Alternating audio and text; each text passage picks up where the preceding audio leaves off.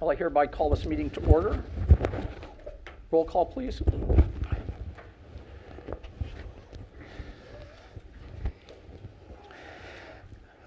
Brown is here. Mrs. Albert. What was that? What did I just say? I think you just said Mrs. Albert. Oh, Mrs. I said Mrs. Okay. 40 years I've been Galbraith. Oh, Let's pretend like nothing happened. Mrs. Galbraith. here.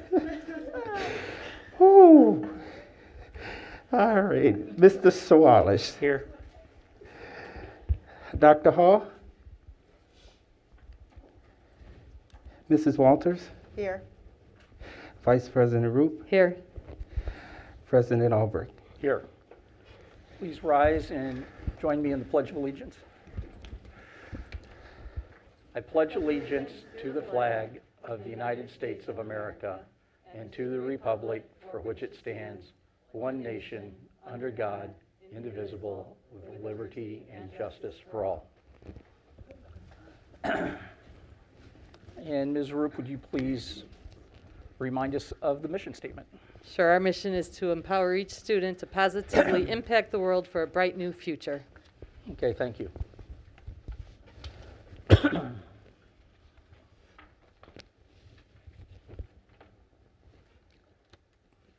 me just get a drink of water.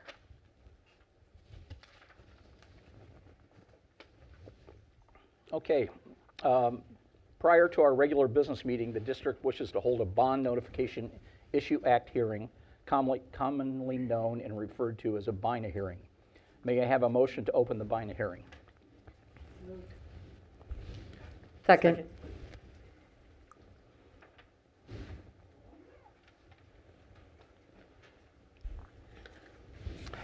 Mr. Brown, would you take a roll call vote to open the BINA hearing?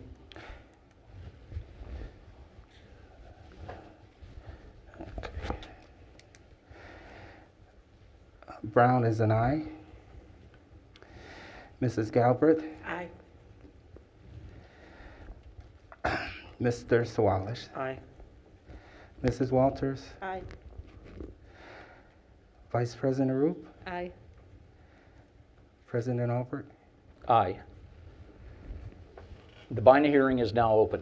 The purpose of the BINA hearing is to allow the public to comment on the district's intent to sell $45,500,000 in refunding bonds to pay claims and debts against the district, specifically the General Obligations Debt Certificate, Limited Tax Series 2021, and $7,500,000 in working cash bonds to increase the working cash fund.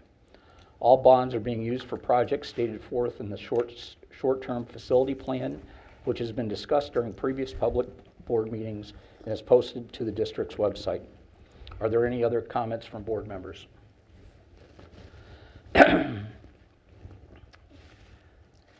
We do have two individuals who'd like to have for public comment for the BINA hearing. First up is Tim Piepenbrink. Topic is just discussion about process.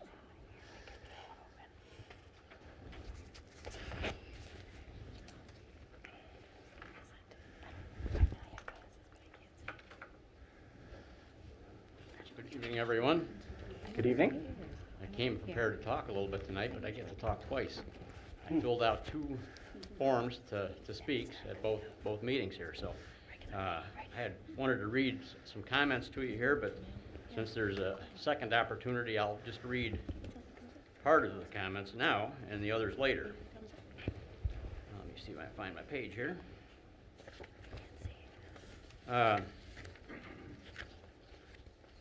As taxpayers, we've made the dome and everything in the district possible, and our voices have been listened to with indifference in this situation. My next speech after a while is going to have something to do with the dome, so that's why I'm leading off with that. The district now wants to sell bonds for the working cash fund when just this past spring, a referendum was roundly denied, but now this is an effort to borrow more money, a good percentage of what the taxpayers had said no to in spite of this defeated referendum. There's no doubt about the needs that we have in our school district. but there has to be a better and more forthright way of doing it instead of shifting funds around and robbing Peter to pay Paul to pay Peter back again. On that basis, and in order to slow this process down, the Dome supporters will be filing a backdoor referendum to stop the sale of these bonds for the working cash fund. Our attorney advised us to submit a formal request to the school board secretary with enough advance notice that the petition can be written up in time for us to pick up at the district office tomorrow morning, Wednesday morning.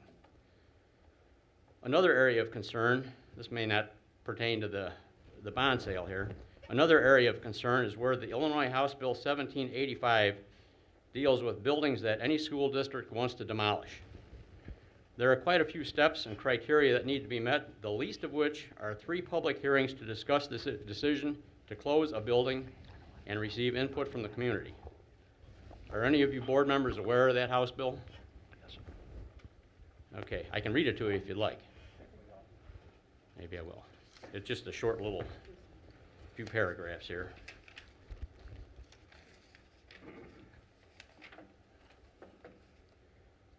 Unless a school building is unsafe, unsanitary, or unfit for occupancy, and notice has been served under section 3-14.22 of this code, or notice is provided by a licensed entity able to determine the safety of a school building, the school board must hold at least 3 public hearings, the sole purpose of which shall be to discuss the decision to close a school building and to receive input from the community.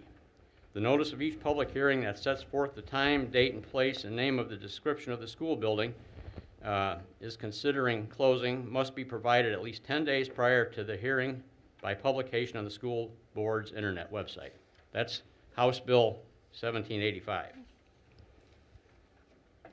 Last month's meeting, you had the vote to demolish the dome, and that came up right after a grandiose presentation of plans for a new sports complex on the site of the dome and the adjacent property. That whole presentation came out of thin air. I've sent in a FOIA request to see where that was initiated and who was involved with it, so I'm waiting for that answer. No cost estimates were given, just a big picture that an architect with a computer could draw up in an hour. It would seem that the failed referendum just 7 months ago, the district and voters would surely look at more important things than a sports complex. As a group, us Dome supporters do not want to stop good progress, repairs, and renovations that are badly needed in this district. Everybody agrees with that. This is not anything to stop that. Yet by having the building demolition costs included as part of this bond sale, we feel bound to challenge this with the backdoor referendum. There's a way to negotiate around this so everybody has a satisfactory result. That's to pull the dome out of this equation and leave it be in return for the backdoor referendum being stopped. This would be a great way for the district and community to do something together. Respectfully submitted from the supporters to Save the Dome. Any questions? Thank you very much. Next up for the binder hearing, public comment. Excuse me. James Young. The topic is information and clarification.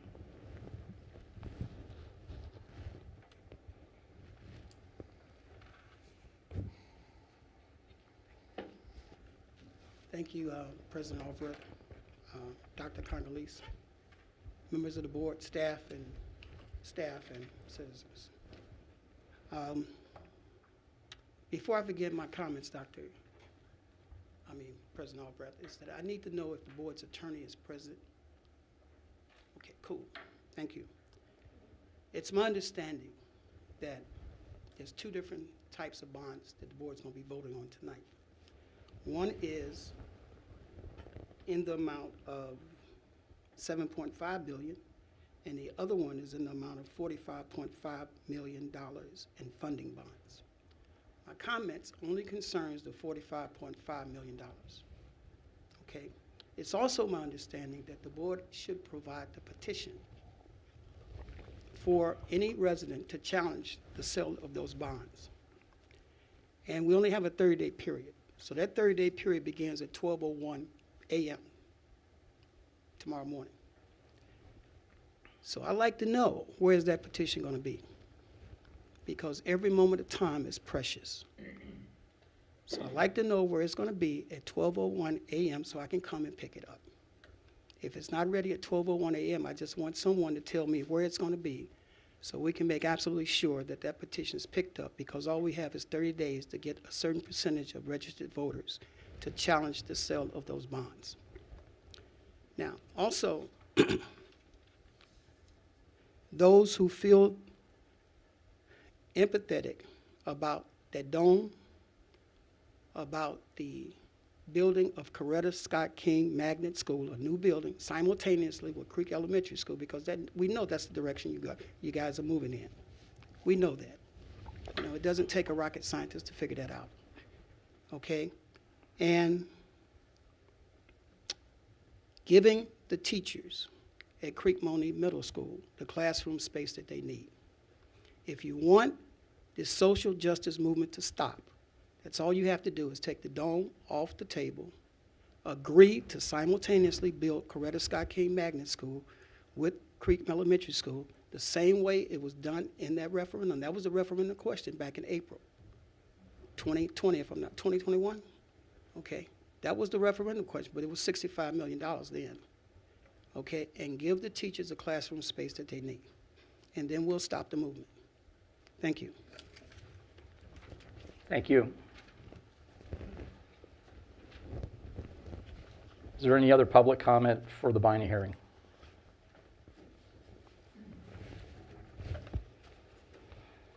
Okay.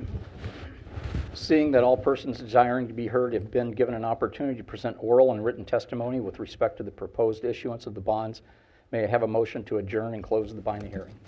So moved. Second.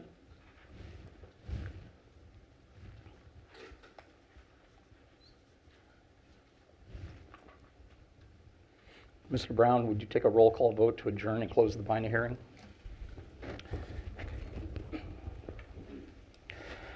Brown is an aye. Mrs. Galbraith, Aye. Mr. Sawalish, Aye. Mrs. Walters, Aye. Vice President Roop, Aye. President Albert. Aye. The Biney hearing is now closed.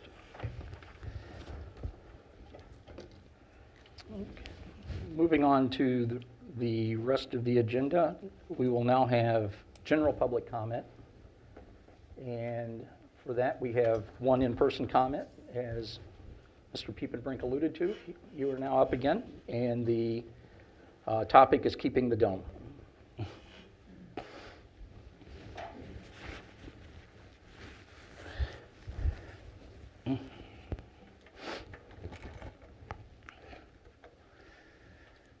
I haven't even had a chance to catch my breath here yet. Just a couple comments. I had written this up, but I mentioned a minute ago, we're not here to stop the good plans for getting the schools to where they need to be. That's not our intention. It's strictly to get the dome off the list. You know, all the things that the school wants to do, air conditioning is a key thing. Everybody's been jumping up and down about that.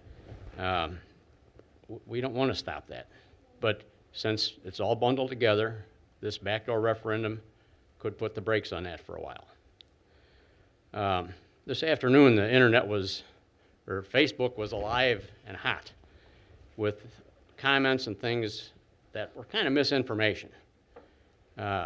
And I don't normally comment much on Facebook, but one thing was presented there, the cost of repairing the dome was, I think, $12-point-some million. And so, you know, everybody jumps on there, oh man, we can't spend that kind of money. Well, last meeting, I believe, the comment was made that those figures were incorrect because some of the sixth grade center costs were put over to the dome, and they corrected that. So the cost dropped down quite a bit. The cost, of what they wanted to do with renovating the dome basically was replace every nut and bolt in the building. That's the gym floor, replacing that, lockers in the locker room, the boilers, everything. Everything was going to be brand new. Now, if the school district's not going to use the dome, that's fine. We understand that, but we would like to have the dome available to other groups in the community to use for different things that are going on here. It's a year-round facility that teams could practice in from different schools in the district, regular groups. If there's a volleyball league or something, they can't play in the winter, but they could sure play in the dome. There's just so many possibilities. We had a craft show that got canceled it was canceled last week. I'm not sure when the show is, but the dome would be a perfect place for something like that. Plenty of social distancing. That's what it can be used for by other people in the school district. Again, I mentioned, the taxpayers aren't going to take too kindly to putting up a great big sports complex in light of not doing the repairs in the school buildings. I think that, they're going to see through that. We've already got a football field, but I think they missed an opportunity talking about a sports complex. The ground between the dome and the bleachers where they are now, this has been a topic in Crete and the area for a long time. They could put a swimming pool there. If you go out there, there's already a big depression in the ground. They just have to dig a little bit deeper and put a swimming pool in there. And if that was an indoor pool, you've got access to the dome for showers or whatever. If they put them upstairs or if they fix the downstairs, digging a hole and putting a swimming pool there would give you the ability to clean out the drainage problems that probably led to any water issues in the lower levels of the dome. So I'm just saying, have more than one option on the table. That sports complex came out of the clear blue, and we've got a good opportunity to do something else that we don't have. We've already got a football field. We've already got baseball fields. We don't have a swimming pool. There's another option. So, in light of all this, I'm hoping that somebody on the board will make a motion tonight to take the dome off of this equation here with your bond sale and everything else that's going on. So, those would be my comments. I'm glad to have the opportunity to come to you here, and misinformation kind of fed a lot of talk today on the Facebook, but the price went down. If nobody's going to go in there and replace the basketball court or boilers or anything like that, they're going to use it like it is, spend some money, obviously, to get the place usable where they need it, and then gradually make improvements and repairs. So give us a chance in the community and the district to do that. Thank you. Thank you. Okay, we do have some public comment that was sent in via email that I'll take the top opportunity to read now. Let me get a drink of water here.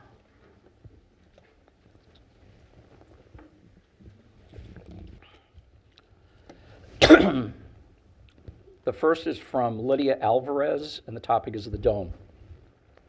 As members of the Crete voting public, we are going to record to say, we are going on record to say we are in favor of preservation of the dome affiliated with the old Crete High School. Much of our modern culture revolves around disposable places and items and even people. It is time our society started supporting preservation such as that done in Italy, France, Germany, and the rest of the world, where respect is shown to those and that which came before us. By Lydia Alvarez and Mark Manson.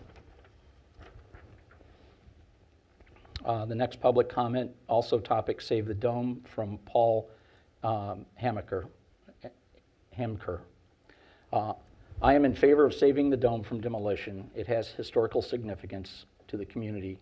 It could be utilized in many different activities for the youth and seniors in the community. Sincerely, Paul Hamker. The next up is also Save the Dome. This is from Martha Gruberman. Her comment is only, please vote yes to save the dome. Thank you.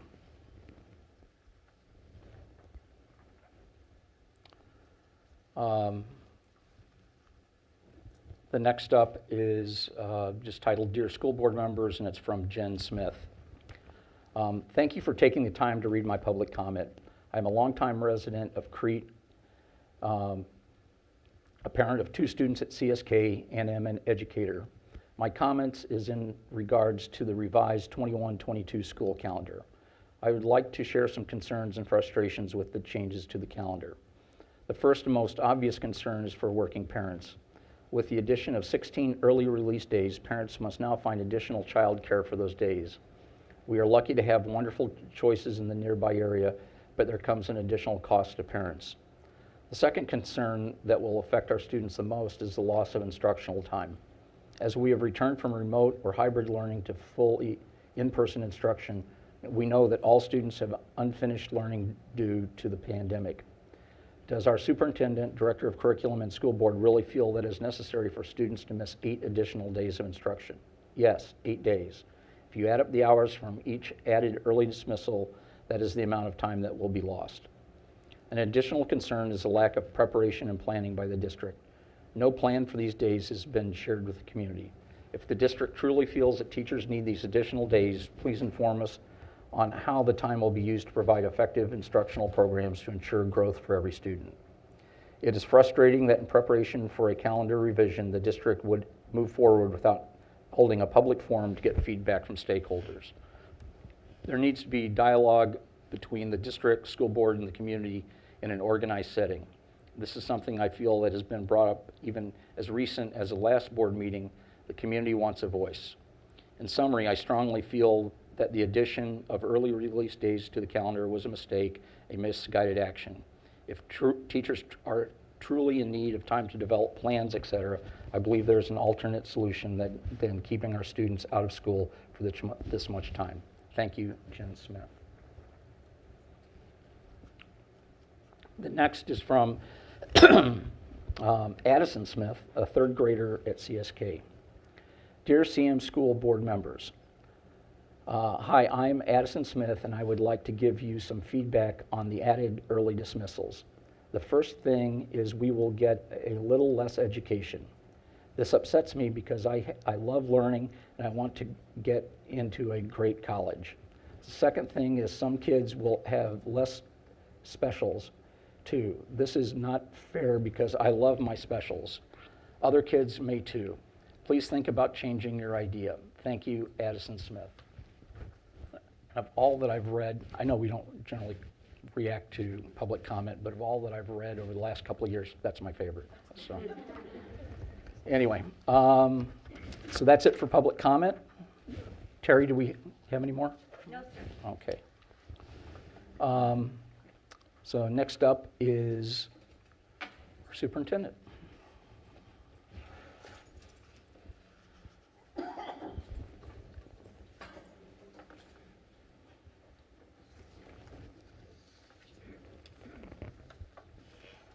Good evening, Board of Education, and certainly members of our audience.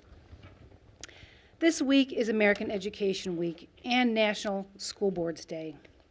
It is our time to reflect on how lucky we are to work with such dedicated teachers, staff, and administrators.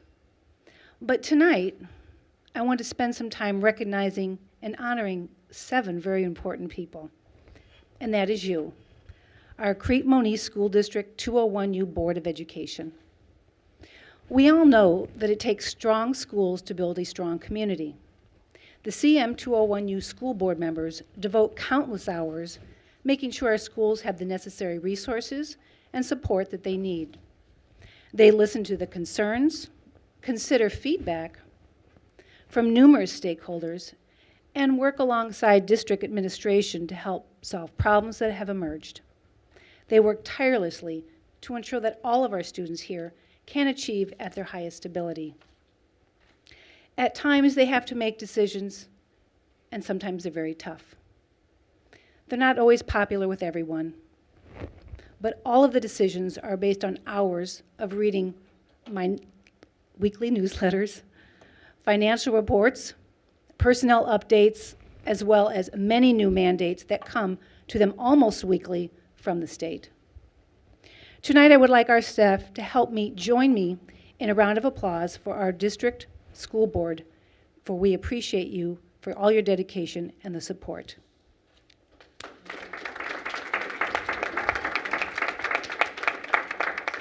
We have just a very short little video to share with you.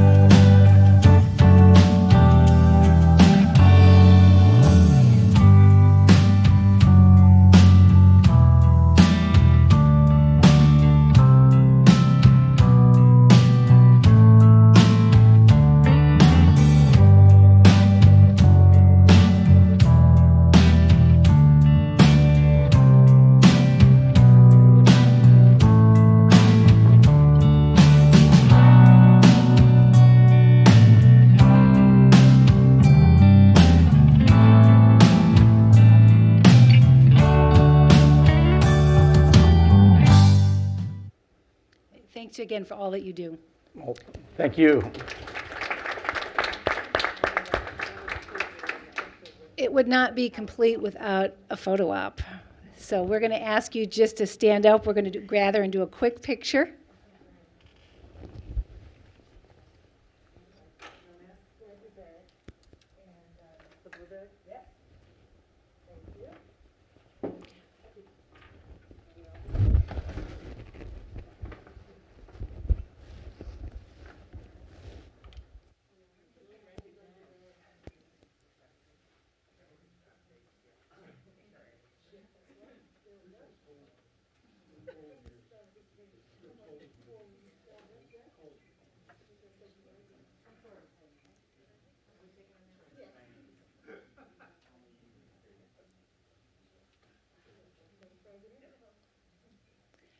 Need you in there, President. Hold your breath.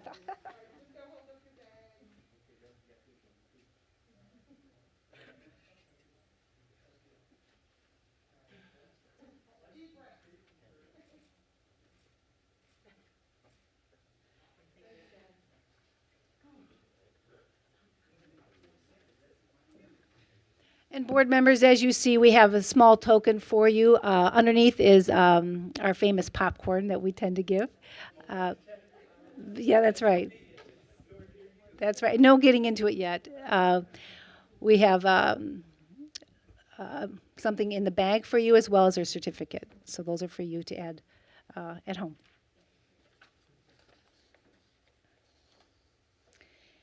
And speaking of celebrations,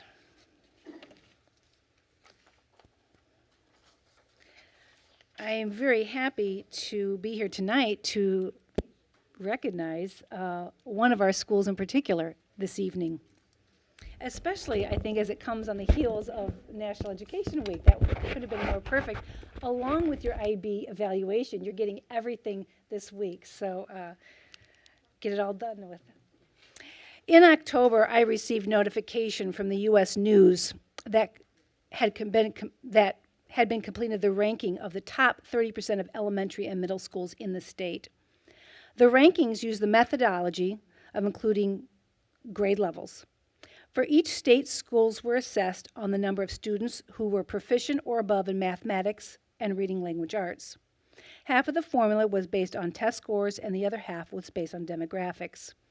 In other words, the top-ranked schools are all high-achieving and have exceeded at education for their students.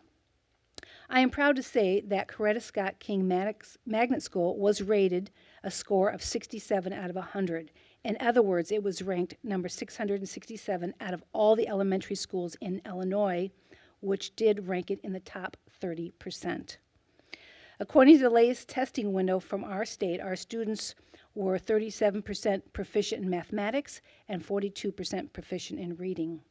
This recognition is an affirmation of all of your hard work, of your students, your staff, and your families working together. And I would certainly like to recognize the school district, the school this evening. So would you all stand?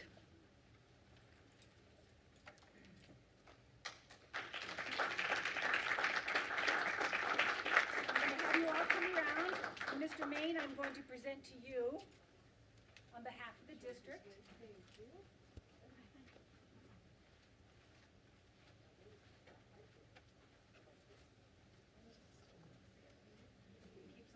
Hey, how are you? Come around. So, Mr. Maine, I'm going to present, this is for your building, and hopefully you will place it in somewhere very prominent for your building. And again, this is the recognition of Coretta Scott King Magnet School as listed as the best elementary schools in public of 2022. So congratulations.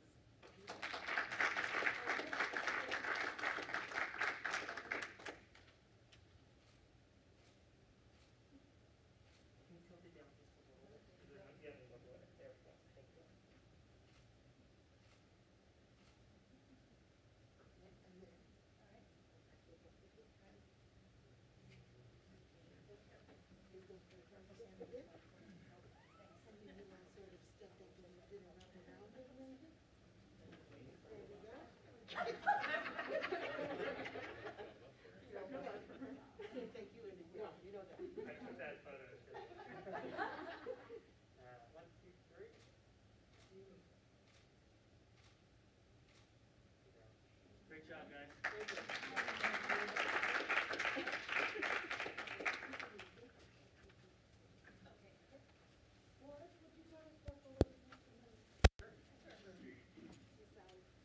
And then you guys can stay standing right there when you get back in front of your seat. You guys have to be in the middle.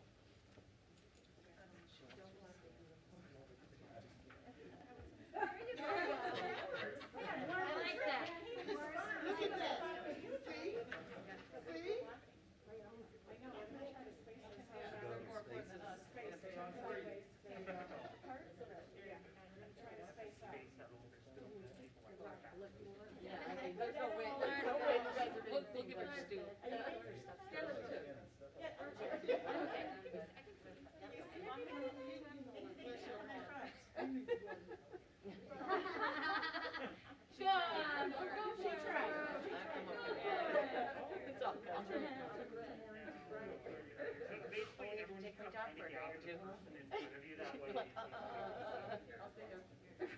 You ready, guys? Here we go.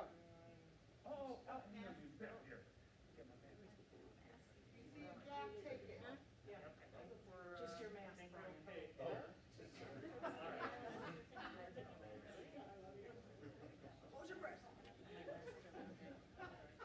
Okay, everybody. Count of three here. 1, 2, 3.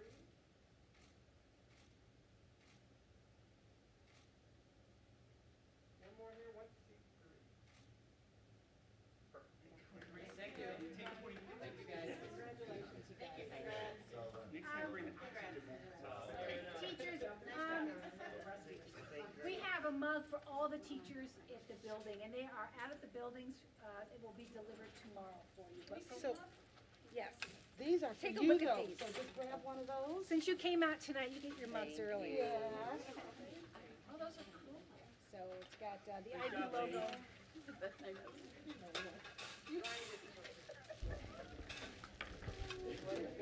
Before you guys leave, I just want to say a personal thank you.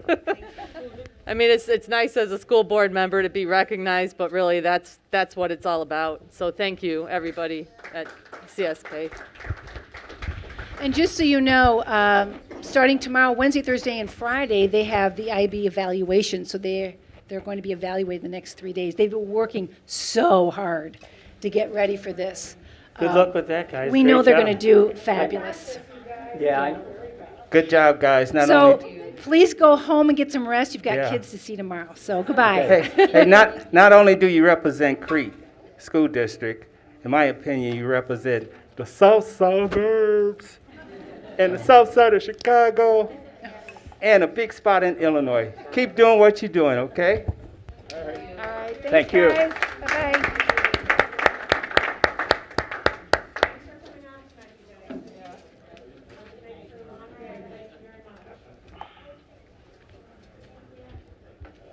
That was fun.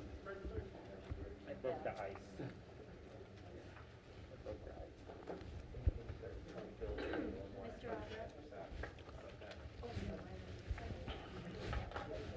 so.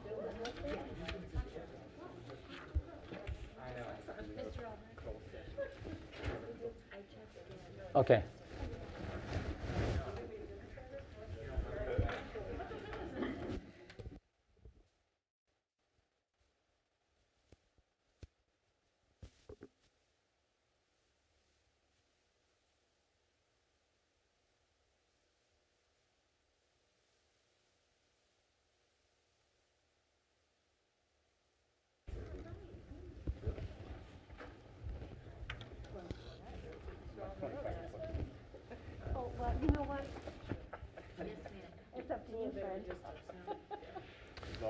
Okay, next up under administrative updates is teaching and learning and the school report card update. So I'll turn that over to Chantel.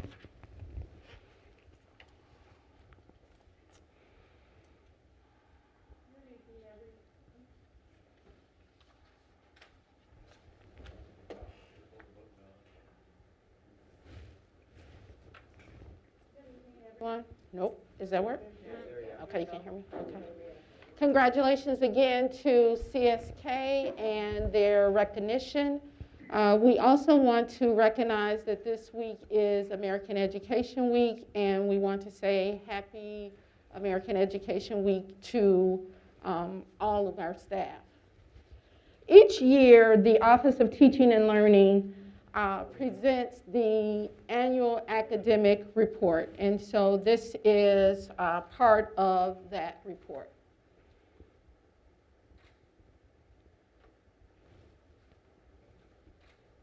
Here.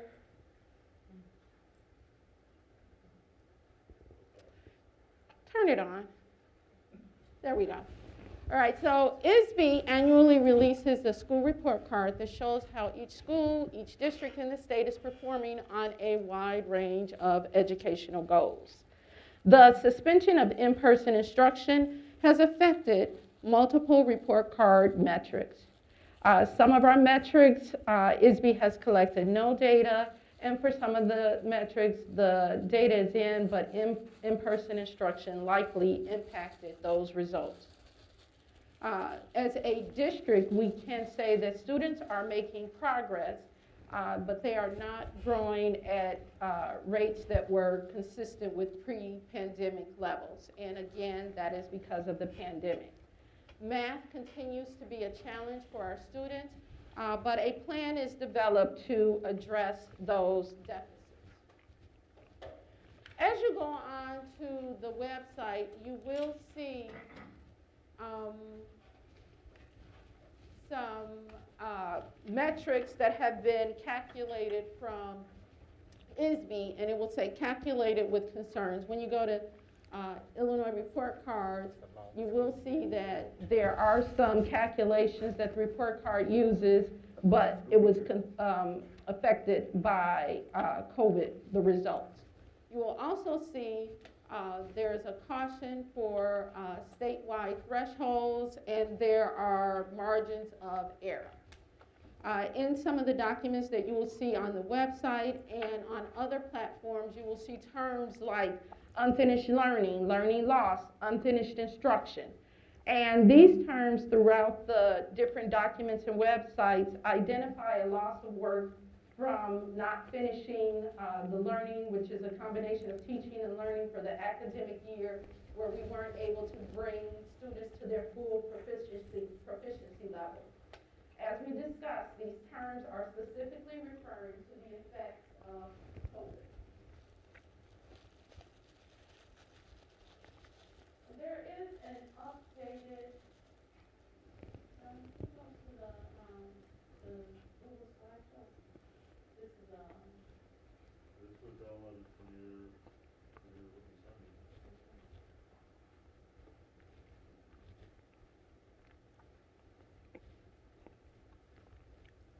I say that because this information has been coming in on a daily basis, and ISB has been releasing new information. But there was a public release of information in October, and the metrics that were released were metrics that don't rely on the assessment data. And so that is that first two columns where we look at chronic absenteeism, truancy, dropout rates, 8th grade, on track in, again, those two lists. In December 2nd, I do believe, Illinois, ISB will release preliminary numbers on our IAR assessment data because we tested in the spring, our SAT results, participation rates, and college and career readiness. ISB will have a third release, and that release will be April 27th, I believe, and they will release additional data with that.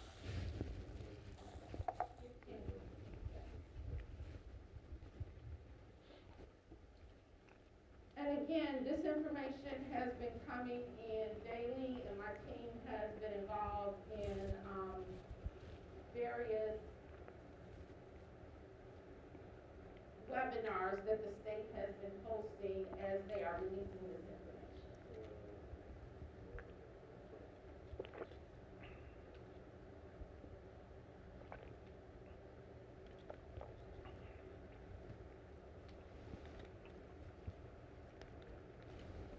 Is it on the website? No, just go back to it, it's fine. I'll add this.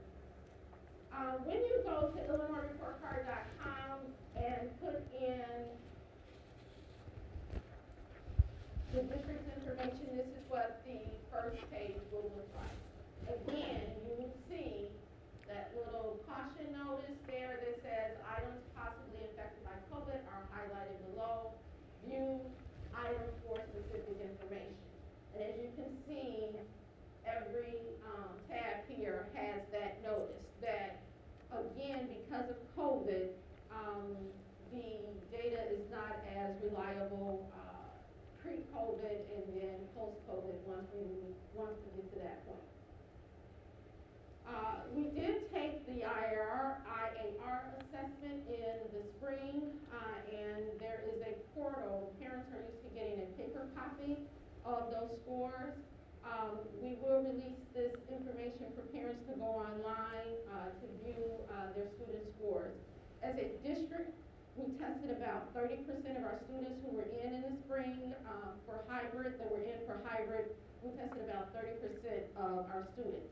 Again, our participation rate is usually in the 90%, and we were not able to have that because of COVID. This information will also be shared next week as parents go into our virtual parent-teacher conference.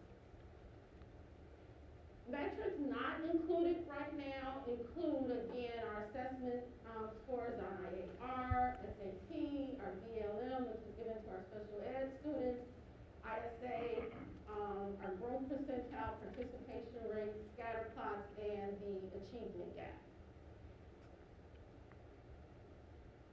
We mentioned the summative designation.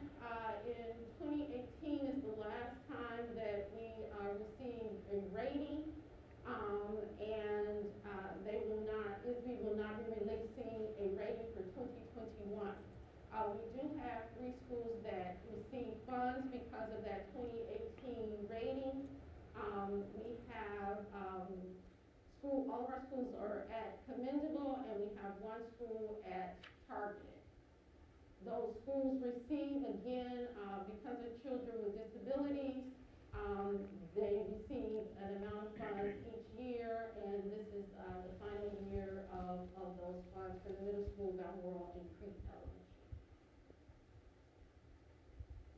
The key points of data that we can share with you, again, each school is receiving this information within the last couple of weeks, and so their teams, their school leadership teams, their grade level teams, the administrative teams, their professional learning community are digging into the data and what it means. But you can see our scores for the 2021 column for students passing algebra, 9th grade on track. Not a huge discrepancy or drop, but again, all of the data is to be taken lightly because of COVID. Other indicators, we have a few data points here. Our early college work, 9 through 12. This number here, the 583, that actual number is 783. That is a typo. And then our AP coursework had originally been given grades 10 through 12. The updated version of this will have grades 9 through 12. And where we are with our dual credit and our CTE, our students in CTE courses. All of those numbers have one of the metrics that you are used to seeing that will not be provided this year at all, we will get them in our office. We will be able to share them with the board, is the kids report, and that is our report that looks at kindergarten readiness. But again, the state will not be putting that information on the Illinois report card. Any questions? So you will, you'll have a corrected version of this posted on the website? Yes, yes. Okay. This is the updated version on the website. We did provide to the board some additional data that looks at the data that we took, the assessments, the local assessments that we took here in the district this fall. And so this is the MAP NWA. It is an adaptive assessment that is given to each student, and each student is given their own target, and it looks at each individual student and gives them their own projected growth and their own growth rate. So that information is available. Again, last year we started assessing all students K through 12.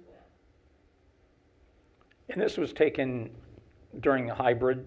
This is current information. Okay. So our students took this assessment starting in September, and they were finished in October. So when I see like 43 of 64 students in kind of Balmoral kindergarten, so we've only tested 43 of the 64? No, 67% of the 64 students met the benchmark. Okay. Oh, at or above, okay, got it. And then we have the data for the middle school and for our high school.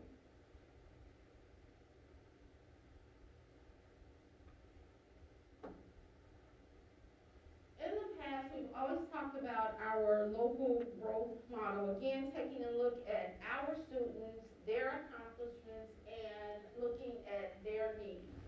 And so we've always talked about growing blue. We're in the process of setting new baselines of where our students and where our trends are. And we always, hope to be in the blue where our students are achieving at a higher expected growth. Green means that are achieving at an expected rate. Again, this is their achievement within our own district. Yellow means that based on where our trend lines are, those students are achieving lower than, and then when we have any red dots with our data, that shows that we have unsatisfactory growth, and we need to look at where those students are and provide additional services. This year, based on our fall data, all schools, K-12, we made green growth, meaning that students, based on their trends, are progressing at a baseline rate that shows they are growing as they are expected to grow. Except for, we have in the blue, grade 6, 7, and 8 with ELA, and then lower than expected in math, we have grades 3, 4, 5, and 8. And again, our school leadership teams, our building administrators have recently received this data and information, and they will be taking a dive into the data to see what is going well, what we're doing right at certain grade levels, and what we can increase and do better at other grade levels. We will also look at individual students and how they are performing. I think that's a little confusing to me. You know, you have expected growth, you have all the schools from K through 12, then you have this except, and you have some that's higher than expected, then lower than expected, but how could you make the comment of expected growth for all schools? So when we put everyone in the same pot and we look at the average of everyone together, that mean together, we're on a green trend. And we have pockets of individual students and grade levels who have performed above, and then we have some that have performed below. But when we put everyone in the same pot together, in the pool together, everyone is making green growth. But we're able to say in those certain grade levels, you know, something dynamic is happening with our blue growth, and something more needs to happen with our yellow growth. I see. Thank you. So we do have a growth recovery plan. Some of this went into our ESSA presentation that we gave at the beginning of the year to talk about things that we're doing to support that gap that we know that we have. And historically, again, we've always had some academic achievement gaps that we needed to look at and we needed to close. So this is to say to the board that we are aware of that, and that we're going to make strides and have a plan in place to support that learning. Now, you did say earlier, I'm sorry, you did say earlier there was a gap and it was predicated on funds or lack of, and I missed that, what exactly that was. You don't have to go back now, just keep that in your back pocket. I want to see that. It was like the 4th, 5th slide. It was, you said we no longer have these funds, and I didn't want to interrupt you. All right. I think the funds that you're referring to, Mr. Brown, are the funds that we get for school improvement based on the Summerton designation for those 3 schools. So we still have those funds. This is our final year of receiving that list of funds. Okay. So some things that we have in place for our growth recovery plan, we know that we have, again, to close that gap and how we're going to concentrate on that. We did put the amended calendar together in order to give teachers more time to collaborate. So when we're talking about we have those students who aren't achieving at the rate that we need them to, we need to have personalized conversations and team meetings and discussions about how we're going to support those students and the things that we're going to do and put in place to support them. And we don't only look at our students who are not achieving at that rate. We look at what do we need to continue to do for our students who are achieving and for our students who are exceeding. What are we going to put in place to support those students? So we look at all students, but we do pay a particular look to bring up students who are not achieving where we want them to. We do have, starting soon, we're working on our deadline and have an implementation meeting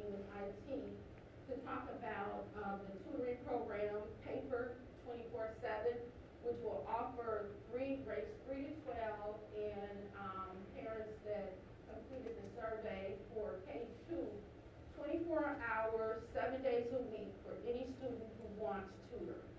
So we have that coming to all of our 3 to 12 students in the district.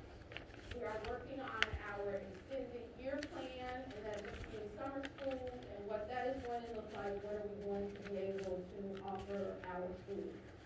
We did add some staffing to support our students, from student advocates to culture and learning and teacher interns to help support their needs because of the pandemic. We have some pretty robust school improvement plans that you will vote on this evening. Again, that identifies that learning loss and talks about how each school is looking at their own data and making plans to close those gaps. We're going to monitor those academic growth plans for our individual students. And any student grade 3 and up has set their own individual goal with that data and map that I showed you before.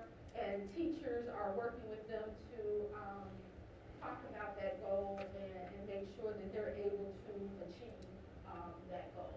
Again, giving them voice and agency so that they can be accountable for their learning along with us. We are doing our professional development plan to support our teachers and their learning and their instructional practices. And then we have created school climate and culture surveys so that we can have the input, again, from staff and students to talk about what those needs are. On the horizon, we are looking to provide more support for family development and support. We're looking at our science curriculum. We're creating task force teams to, again, look at the data and see what our needs are. And then each building, is creating their own equity plan. And then part of the presentation that will go up has the dashboard activities and action plans, because everything is rooted in our strategic plan. Any questions? I do have another question here. You know, back in the past, we used to have No Child Left Behind, and the schools had to show that they, what's the phrase I'm looking for? AYP, yeah, annual yearly progress. If they hadn't made those milestones within a couple years, eventually, I guess that's what happened to Old Hickory, which is CSK now. That school was basically shut down academically, and the new team of educators came in there. So with the school improvement plan, you have this growth model, and I'm seeing a couple of these schools kind of coming back. I don't know if they ever got off, to be honest with you, I'm not sure. But you have a school improvement plan for a particular school, and at what point do you say, you know what, or the state says, you've been on this plan for 3 years or 5 years, and we're going to continue? You know, I don't know. Is there a cutoff spot before the state come in and says, you know what, you're not making the numbers? I will say things have changed since AYP days and No Child Left Behind. We do have every Student Succeeds Act, but I will also say what the U.S. Department of Education and what ISB knows is that the pandemic has affected us. And like I said, we need to create this new baseline of where our students are. We need to reimagine school in a different way. We need to do some different things. So there's no cutoff where the state is going to come in and take over. But the state has said, you know, we have received those ESSER funds, and we need you to think about the things that you're doing in your instructional practices as you're spending those funds, and target and have target tutoring. Think about your extended school year. Think about your staff. Bring your teams together and make decisions that are best for children. Okay, thank you. Any additional questions? So there will be 2 more ISB releases of data, and then Dr. Carroll will let me know how you Okay, thank you. Okay, next up is the consent agenda. Dr. Coglines, would you read off the items on the consent agenda for tonight? Certainly. Under Superintendent's, item 1, approve regular meeting minutes of October 19, 2021. Item 2, approve regular meeting closed session minutes of October 19, 2021. Item 3, approve committee of the whole meeting minutes of November 9, 2021. Item 4, approve committee of the whole closed session meeting minutes of November 9, 2021. Under business, item 1, approve Board of Education financial report. C, teaching and learning. Item 1, approve school improvement plans. Okay, thank you. Before we get a motion, are there any items on the consent agenda that a board member would like removed for a separate vote? Okay, hearing none, can I get a motion for the consent agenda approval? So moved. Second.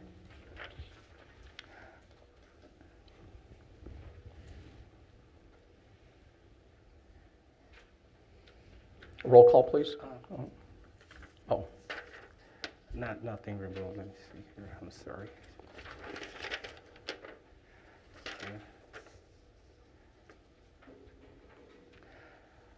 Just a quick question for you, Ken. Your financial report, and it's been a couple months, at least 3 or 4 months. You used to give us a more defined report when it came to scratch that. I'm looking at something different from the financial Okay. perspective. Scratch that. Okay. When you gave me that look, you said, "Think again, Maurice." and I thought, I said, "What else?" And I went real quick to another item, real quick. I thought you were going to call me Mrs. No, Mrs. Albrecht. no. I don't know what he's, all right, okay. and Ken, you're gonna have to teach me that look. All right. Oh, God. Okay. Save me, doctor. Any other questions or comments on the consent agenda? Roll call, please. Brown is an aye. Mrs. Galbraith. Aye. Mr. Sawalish. Aye.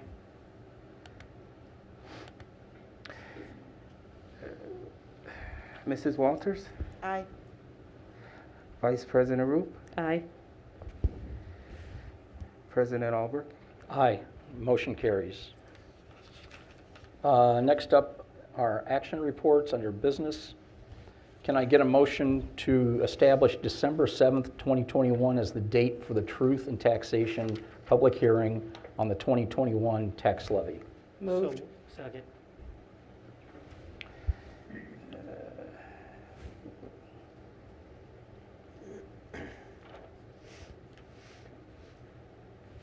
Ken, any questions for Ken? We'll have this at the next committee of the whole meeting, Yes. okay? And it will be, where will it be publicized?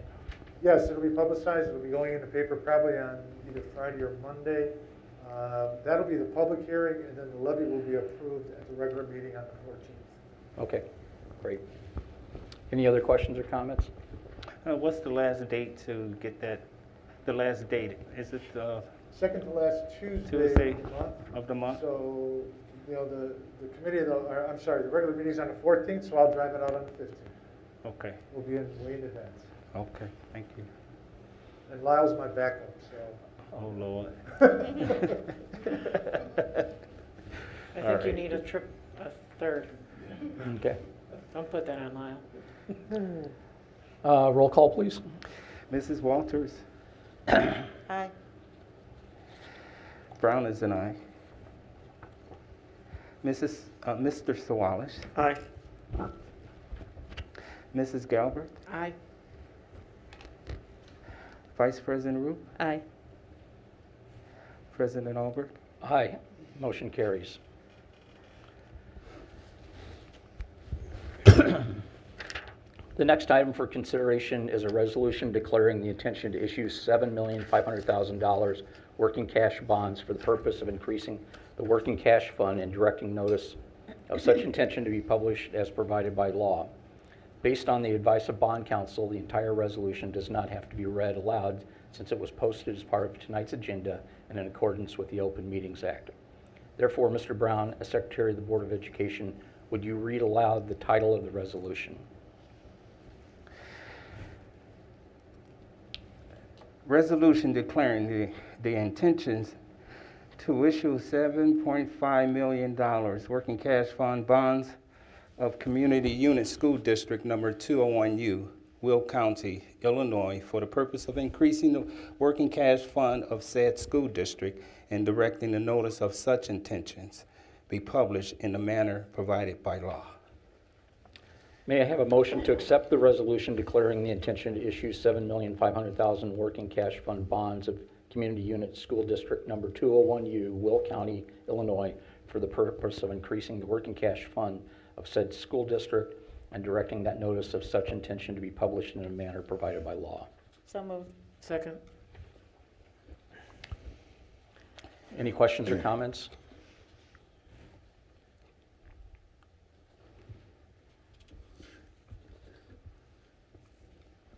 I've got more. So, as a summary of the parameters included within the resolution, the following pertinent terms are summarized. The district is authorized to incur debt and issue bonds for the purpose of increasing working cash fund. The board has agreed that it is in the best interest of the district that the fund be increased. Proceeds of the bonds will be deposited into a working cash fund and will be used for projects stated in the short-term facility plan that include, but are not limited to, temporary cooling rooms at Balmoral Elementary School, Crete Elementary School, Monee Education Center, and Coretta Scott King Magnet School. 2, demolition of the 6th grade center, demolition of the dome, heating, ventilation, and air conditioning at Balmoral Elementary School, Crete Elementary School, Coretta Scott King Magnet School, Talala Elementary School, and the Early Learning Center. Electrical upgrades at Balmoral Elementary School, Crete Elementary School, Coretta Scott King Magnet School, Talala Elementary School, and the Early Learning Center. Plumbing upgrades at Balmoral Elementary School, Crete Elementary School, and Coretta Scott King Magnet School. LED lighting at Crete Monee High School, and an addition at Crete Monee High School. Additionally, there'd be cosmetic improvements at Balmoral Elementary School, Crete Elementary School, and Coretta Scott King Magnet School, Talala Elementary School, and the Learning Center. Notice of intention will be published in the Chicago Tribune. Based on the preceding information, do any members have any questions or discussion on the resolution being presented? I have a question. What did you just read, number 3? Because we didn't vote on number 2, did we? No, I'm reading. We haven't taken a vote yet I'm reading. All of that goes with the number 2? Yes. No, that No, can't it be. doesn't. I'm like, whoa. For what's seven- going So here? no, that doesn't go with The that. 7,500,000? Okay, so, It's a yeah, combination. I'm like, what happened here? Let's explain, let's go through this so you understand. So, Ew. there are 2 resolutions on the table for tonight. One is the intent to sell $7.5 million in bonds, of working cash bonds. And then $45.5 million is a sell to pay off the debt certificates. Those debt certificates will do the same projects that are listed also in the working cash. So you combine those 2 and you have 54 point. They go together. They go together. So they will be used for the same projects that your debt certificates were used for. Okay? But that's not how you explained it on last week. Yes, You sir. basically said working cash. What are we going to do with working cash? You said, not sure. We're going to put it in a fund. No. And- That was the 6 No, million. that was last year. That was the That was 6 December million. of 20, Mr. Brown. Those were last year's bonds where we sold 17.5 million. Right. Yes, the 17.5 million, I put. I know that was from last year. Yes, The 7.5 that you brought up last week. right. And I said, what are we going to do with that? You know, I saw our score look well and all of that. You said you were just going to put it in, not what we talked about last year with the 17.5 million, and we pretty much allocated 6-something million for working cash, and you used a little bit of that to do things already. But, okay, No, nonetheless, you asked me about the 17.5 Okay, million that we maybe sold you last missed- year. okay. And I so- did ask you that And what I was gonna question. do with that extra money, and I stated we were just not gonna use that at all. Okay, that's not how I Maybe you misunderstood Okay, me. all right. okay. Sure. So I guess I need clarification because Sure. reading all that makes it sound like the $7,500 is gonna do that. I guess to me, this is misleading. So I don't think I understood that, and I think by the comments I'm hearing around me, I don't think Sure. any of us understood that these go hand in hand because it says, you know, under number 3, that it's paying claims against the district versus what he just read Right, is, so let's, we're gonna try and talk a little bit legally here about what has gone on. And Okay. Again, let's go back, when I gave this presentation about the financing that Mr. Albrecht asked me to give. So we took out, the board approved $45.5 million in debt certificates, okay, back last month. So you approved that. We've closed on that. So those debt certificates are being used, the proceeds for that are being used for all the projects within the short-term facility plan, okay? That's not enough money to do those projects. It's only $45.5 million. The whole caboodle is 67.4, I believe it is, off the top of my head. So now we're doing 2 of these. The first part is 45, so now that debt certificate established a claim against the district. So the refunding bonds that you're doing for $45.5 million, which is number 3 on here, is paying off the debt certificates. That's what that's doing. You still need additional money to complete all those projects. That's the $7.5 million that's here also, is going to be used for those projects also. So combine the 2, you've got $53 million there that's going to be used as part of the $67.4 million of those projects. Right. So what you have to do is, the debt certificates, as I explained, are a claim against the district. And that. So all we're doing is with the 45, with the refunding bonds here, is we're paying off that claim, is what we're doing. We still have the money. You know, it's like refinancing. You still have the money, you're just paying it off a different way, because that's what you have to do in school finances, pay it off, because debt certificates are paid out of the operating funds. And you don't have enough in your operating fund, so that's where you take out refunding bonds and that to pay them off, okay? So we're not gaining any more money at all. on right, that. so 2 and 3 are actually Together. together, but they have to be put out as separate entities. Yes, because there are But 2 different types of bonds. that money is all for the short-term facilities. All of it's Correct. for the short-term facility Okay. plan. And that's Okay. why Mr. Albert has to read that of what it's being used for, because I may use $1 million for the cooling room, but I may use some more money for central air conditioning somewhere. So, you know, it's all kind of bundled together that I'm going to be pulling from in order to do this And when project. we get to number 3, he's gonna have to read it again. Right? No, Just once? because, well, Because we're because paying off the again, debt. here's the thing.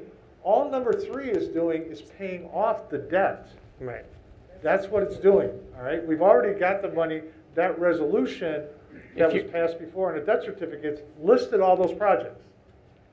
And that, doesn't say anything about a new school, lists all the projects that have to be done. Right. And that, all right? In a 12 year, so this is 52 point some odd million dollars. Yes. And we're looking to borrow, when the smoke clears, 64.7 million, 67.4. 67.4 million. And the rest, we were looking to borrow next year sometime, in 23. February? In 23. 2023. We look to borrow that.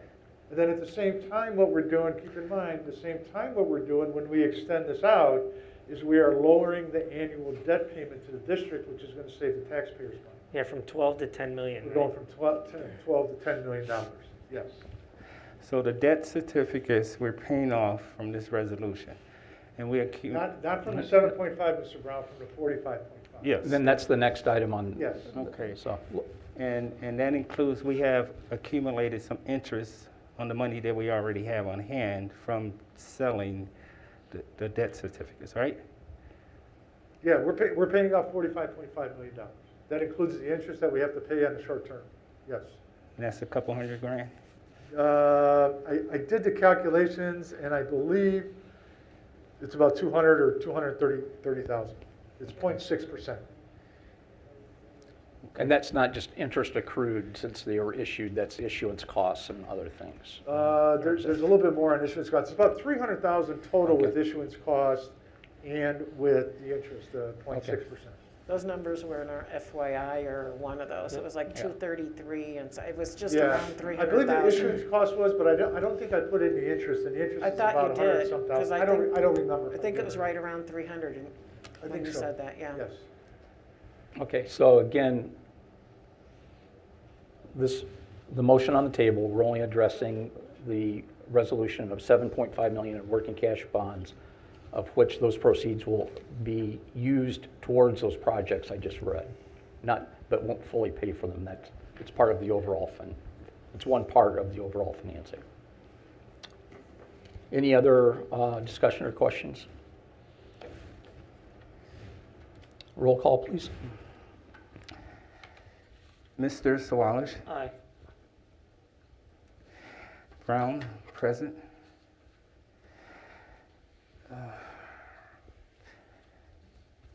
Mrs. Walters, Aye. Mrs. Galbert, Aye. Vice President Roop, Aye. President Albrecht. Aye. Motion carries with 5 aye votes and 1 present vote. Okay.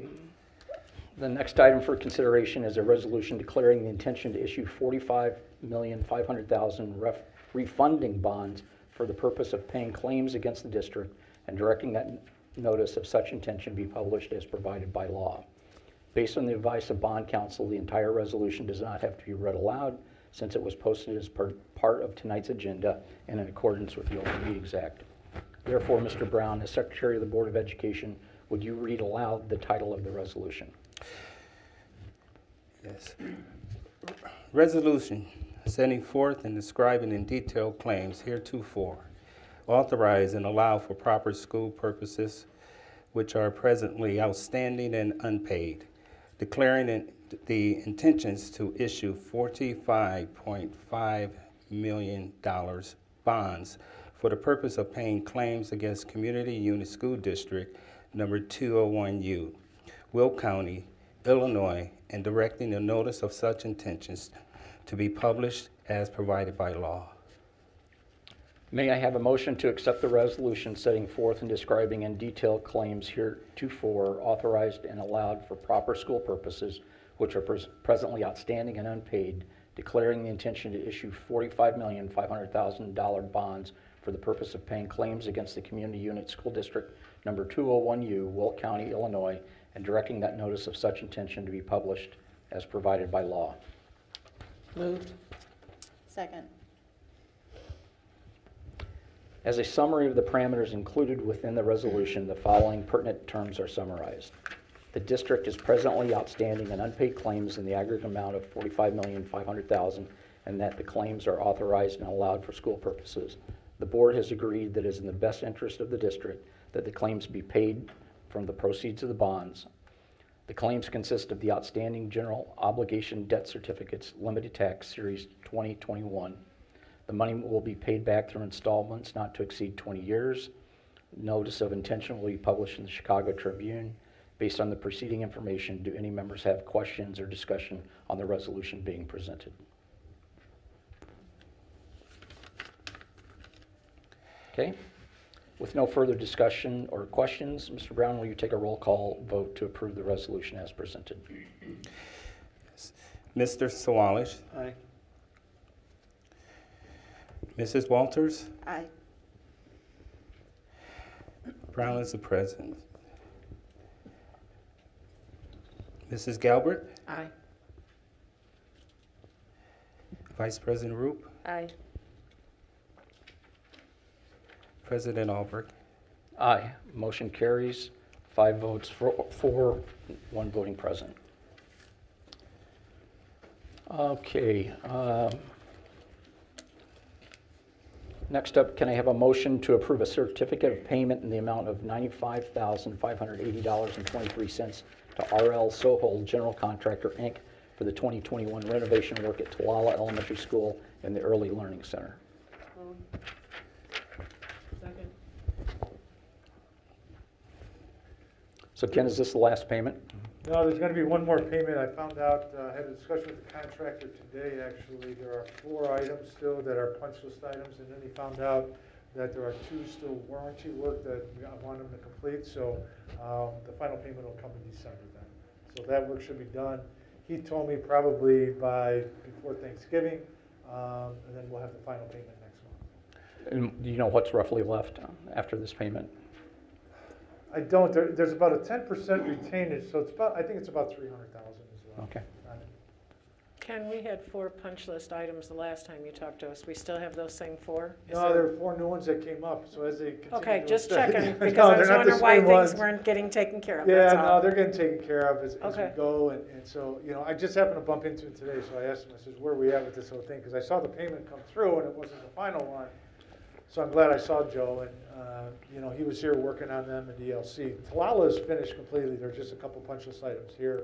And then there's a couple warranty work, like, I'll give you an idea, one of the drinking fountains, I went to fill a bottle up and it wasn't working, so he's going back to check that, so just some warranty work and all that stuff. Okay, just wanted to make sure that Yep. we weren't stuck on those 4 No. that you told us No, about. we are not. Thank you. Yep. Any other questions or comments? Roll call, please. Brown is an aye.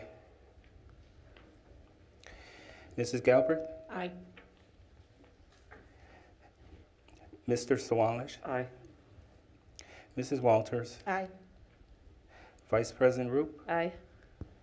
President Albrecht? Aye. Motion carries. Next up is Personnel and Culture. Can I get a motion to approve the personnel report, including approve the certified staff leave of absence, return from leave of absence, resignation, retirement, and educational support staff employment, leave of absence, return from leave of absence, resignation, and retirement? So move. Second. Any questions or comments on the personnel report? Roll call, please. Mrs. Galbraith? Galbraith? You have an issue with my name this evening. Aye. We all right. Mr. Sawalish? Aye. Mr. Brown is an aye. Mrs. Walters? Aye. Vice President Roop? Aye. President Albrecht? Aye. Motion carries. Next up, under Personnel and Culture, can I have a motion to approve the intergovernmental agreement with the Village of Crete for police services at specific events upon district request? Moved. Second. Group first. Replay. Any questions or comments on this motion? Okay, roll call, please. Brown is an aye. Mrs. Galbraith? Aye. Mr. Sawalish? Aye. Mrs. Walters? Aye. Vice President Roop? Aye. President Albrecht? Aye. Motion carries. Next up is old business. Any old business? Yeah, I just wanted to confirm that we did discuss that Illinois, I don't know if it's a law or whatever, that you have to have certain requirements if you're closing a school building, but we discussed that we're not closing a school building because it's not a function, we don't have any school that's functioning that we're closing. And so we determined that that does not pertain to us. Right. And I just want to confirm that's correct, right? Right, and this relates to the public comment that the law requiring 3 public hearings, and we've already consulted with our counsel that that's not required in this instance, correct? Thank you. Ken?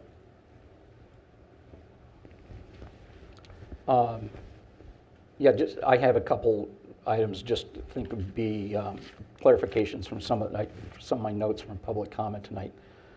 Just in full transparency, Ken, petitions will be available in central office, the administrative office? Yes, they're already copied, they're already will be available in central office tomorrow morning when we open up at 8 o'clock. Okay, Yes. So thank you. someone will not be here at 12:01, correct? No. Okay, thank you. Okay. The other thing, I think, point of clarification, when we did the referendum in April, the point of that referendum was to build 2 new schools. And by law, by state school code, anytime you're building a new school, you have to go to referendum.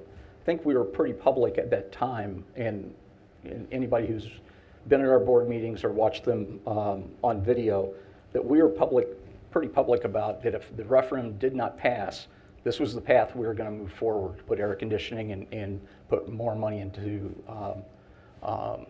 these schools. So I don't think it should be a surprise to anyone what we're doing now. And then lastly, there was some comment tonight about the dome. The $12 million figure that's been bantied around the dome is what it would take the district to bring that up to the state school standard. So that would be the money that we would have to put into it to bring it up to a standard and approved by the Illinois ISBE. There was also then some confusion about that this $54,000 number. What that is there is a cost to bringing down the 6th grade center. There's a cost to bringing down the 6th grade center and the dome. It costs $54,000 less to bring them down both at the same time than if we were just to do the 6th grade center. Do them individually, right? Right. So, Ken, did I say that You did. correctly? Yes. Okay. Yes. I just thought points of clarification for the public who may be watching. Yeah. So. And just to couple on that real quick, just so we're on the same page. If we're going to have students in that facility, it has to be bring up to the school code from the state. We can't just put a little here and put a little there. You just can't do that. If we were to renovate all these buildings that we're doing here, am I wrong in this building that we're brought up to standards? That's why the costs were so high.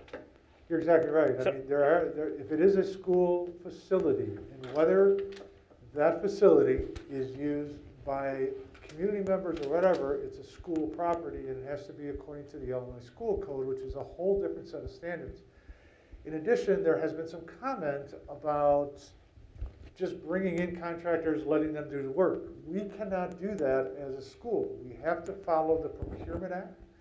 We have to use prevailing wage when we do this, and all those things. So, whether, if it's 15 million, that's one thing, but even if it was $5 or $10 million, that's money that I think, and again, this is my opinion, that we're taking also away from other projects that we could be doing, but we do have to bring it up to school standards, whatever the Illinois School Code is. Yes.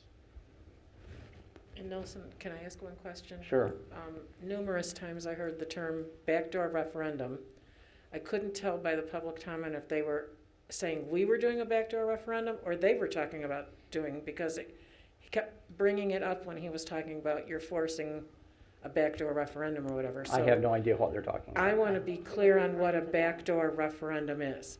Sure. Can we ask Sure. somebody to I literally can answer spell out que- what I that can answer is? that question for you, or Eric can answer that Yeah, question that's for why you. I thought maybe Eric. I'll defer to you, Ken. So a backdoor referendum is a way of building, quite frankly, building a new school without going to referendum. And the way you can do that is, as was explored by this board, is taking out lease certificates and then paying them off with refunding bonds. Okay? That's a backdoor referendum.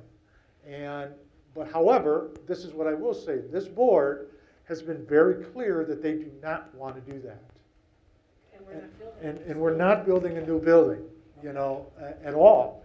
And so a backdoor referendum is basically what you're saying is you're going around and skirting around and using an exception. And that exception is in the Illinois School Code. You can do that. That is very clear. But again, and there are some districts that do that. This district is very clear, and I concur with that they wanted to get the opinion of the community in a straight referendum for this Right. and that. So we are not doing a backdoor referendum right now. What we are doing right now is we're using debt certificates and refunding bond to remodel our buildings. We are not building any new buildings. And honestly, I will say this, and I'm adamant about this, it puts my credibility on the line also. Because I have come forward and said, this is what we're using this money for. You know, and I've recommended that to the board, and the board has concurred with that. So I am not going to put my credibility or my reputation on the line in doing something that is not according to these resolutions, because in the resolutions it specifically says what we're using those money for, and that's for modifications and repairs. That's why I wanted to explain, because I know there's a lot of community members watching this meeting tonight. Mr. Piepenbrick made comment about a reference to comments on Facebook. I was not on Facebook today. I'm sure it was alive. And I know that the term backdoor referendum was used many, many times. I knew what it was, but I wanted it spelled out explicitly for anybody watching this or who will watch it, that that is not what is taking place here. Because this has been mentioned time and time again. And, you know, this is still goes back to the high school days when they were trying to build the high school, and it started then that, you know, everybody in the board was getting accused of backdoor referendum, blah, blah, blah. So we're back to that again, and I just wanted it spelled out so that the public understands and that we all know that what we're doing is upfront and, like you say, been spelled out. We've not hidden anything. Transparent. So thank you very much. That's why I wanted it made perfectly clear what that exactly was. Yeah, and I think the other thing I will say from a public standpoint to understand what we will be doing is that we have established a website under facilities. There is a website that shows the short-term facility plan, and also, you know, it has that chart that I think I shared with the board, you know, the color one and everything. And then we've also put in their full plan, which lists out all the projects that are happening in the buildings. So all that is in there with the costs and everything. The same information that you received is on our website. So people can see exactly what we're going to be doing. And is that going to be updated regularly so that as things start, it will be? It'll be updated. It'll be updated on an annual basis. So what will happen is on an annual basis, because what will happen, and your cycle should be in, you know, that after we do our work summer of '22, then I'll go in and update all that, so then the board knows what we're going to be doing the following summer. Maybe some things we haven't hit on, but we're going to push off to the next summer depending on how the bids come in and all of that. So that'll all be updated, you know, for the next 3 years as we move forward on an annual basis. Because we're only working 2.5 to 3 months per season. Yeah, that's all it is, really. Right. You know, and you know, the one we are starting now is the temporary cooling rooms. You know, you have approved the awarding of that contract, so that one will be starting, and you know, we're starting to work on that. But besides that, everything else is going to be done in the summers. Yes. And Ken, if they have a successful petition, can you explain again how that would impact the district? Because I know we kind of just reiterated again. I know it was Mr. brought that up last week, but Sure. for anybody that maybe wasn't watching, if they have a successful petition, what will happen? What will that stop? So the successful petition will stop a lot of the projects that will be going on. Now, I can't say specifically what projects it's going to start. I don't know that, but you can't pick or choose projects to stop, you know, in that. So it will stop, you know, the process of, let's say the $45.5 million. Let's take that one. So what that will do is that will stop the refunding of the debt certificates. So that will stop all those projects, $45.5 million in projects, quite honestly. The other thing it does then is we have to pay back the debt certificates on a short-term basis. So that's where that cost of, we have to pay the cost of issuance. We're going to have to pay the cost of the short-term interest, which is about $300,000 to $350,000 total on that. So you have that. You're also going to have to pay some contractors some money because these contractors have already been awarded the contract, and they'll get paid whatever work they've done so far. Could be minimal, but it's still in the equation and all that. So it really stops everything at this point. And then you also are going to have some fees associated with the architect, because right now they're doing all the bid documents along with the engineering and all of that for all these projects, because we've got to get bid docs out by probably January. Okay. So it really stops everything. All right. Plus the work that's been done to lay out for ELC and Talala to get the air conditioning this Right. summer, all that cost would be for naught. Yeah, I think, yes and no. I think there were some life safety things that were in there, you know, and that, so that had to be done, and we have the money for that to do. That was done in 2020. So we have that money. But again, it's a lot of those upgrades, you know, that need to be done, you know, when you do plumbing, you know, and that you won't be able to do, you know, because as I shared, if you remember, life safety only, you know, when you do the piping in the building, it just includes the piping. It doesn't include the fixtures. Those are not life safety things, so that's additional cost that you incur. Ken, I would just like to clarify, Sure. not trying to correct you at all, and everyone on this board know how I felt about the dome. Okay, I'm not going to bring that up and Sure. how I feel about it now. But I just need a little bit more clarification on the backdoor referendum. It's in the school code statute, as you mentioned, that, and all of us know here, if it comes to a new school being built, for all practical purposes, we have to go to the voters. There's a couple little gray areas around that, but, you know, which I'm not for. But for the most part, if a new school is being built, we have to, not an attachment, but a separate building, we have to go to the voters. And whoever wrote these laws, I believe, was very smart, because at the end of the day, it's the taxpayers. The taxpayers pay all the staff salaries, they pay for these buildings and all of that. So they said even though the school district can sell bonds in different categories, working cash, for example, without going to the voters still have a say-so in some way, shape, or form in the petitionary period within 30 days to obtain X amount of signatures to say, hey, we still want a voice on how these bonds is going to be sold. So they not going through the normal way of a referendum, they go through the back door. That's how I see it. That's how what I see as a backdoor referendum. The voters can go, if they were to obtain adequate amount of signatures, and it will tell the district, we want a voice. And the district could choose to put it on a referendum, or they would not be able to sell those bonds. Okay, so if that being the case, you know, in this case here, I think it's up to the district to continue to promote what we want to do. And again, I promoted that, and I was in favor for the air conditioning and things of that, and I still am. And the only reason I voted the way I did today, because how I was against the dome, still am, and how the monies were intermingled and paying for those different things.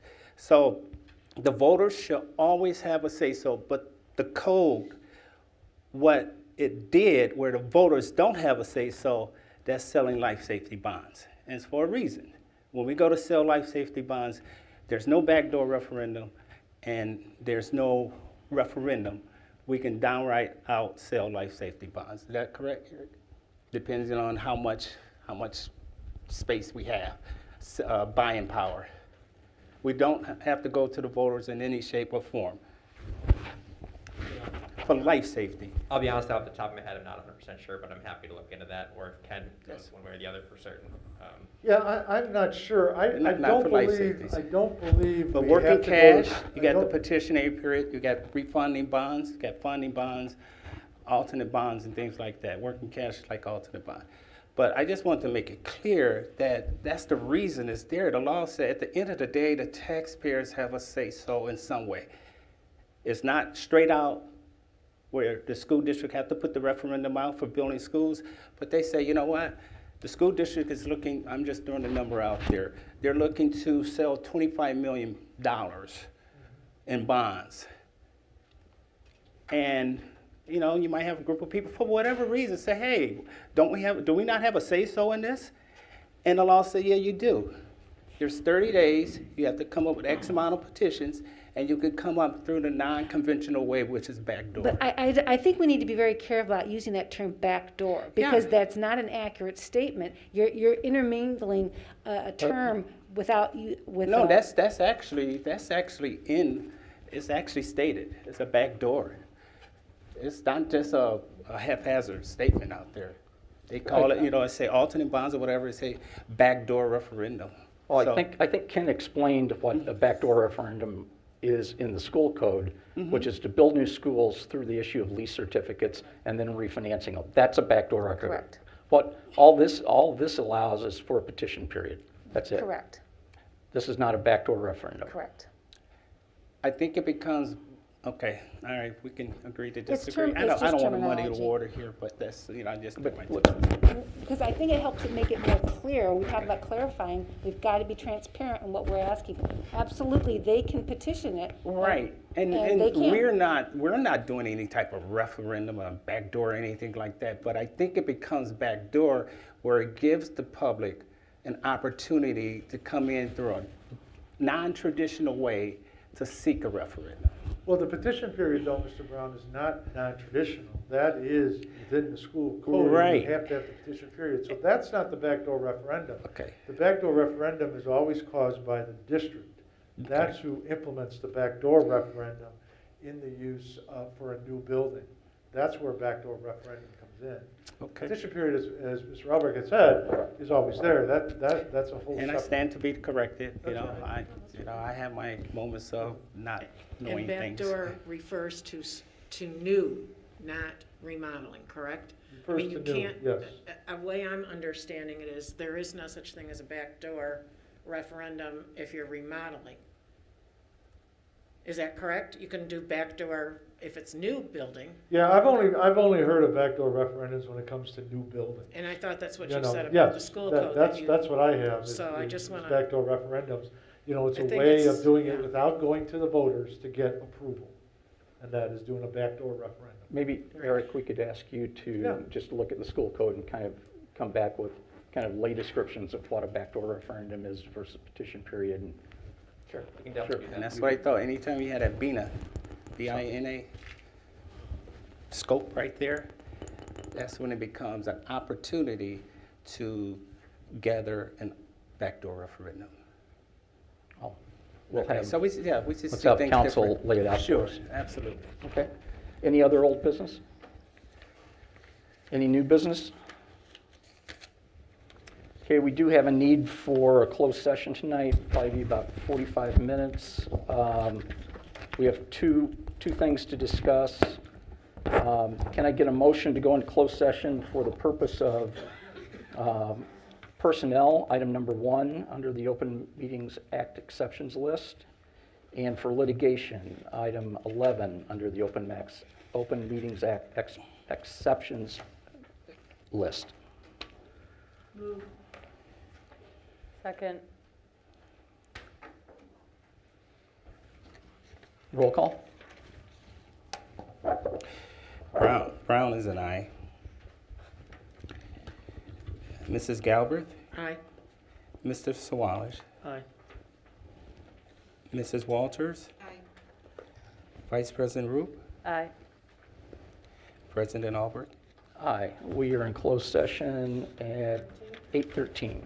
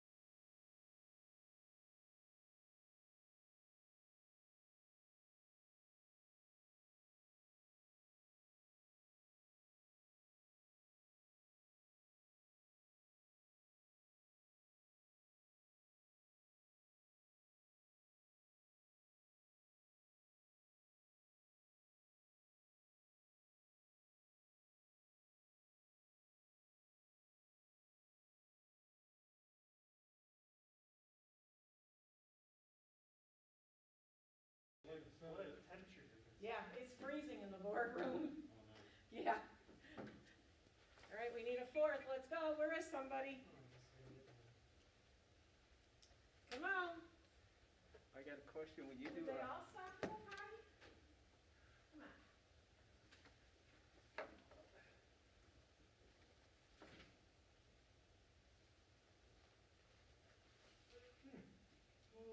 There's no one coming.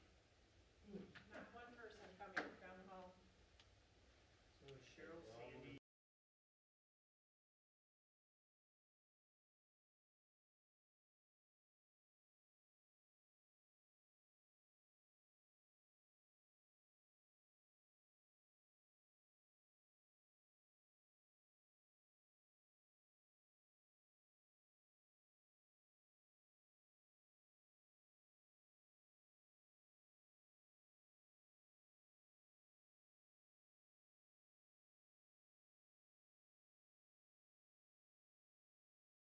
Adjourn?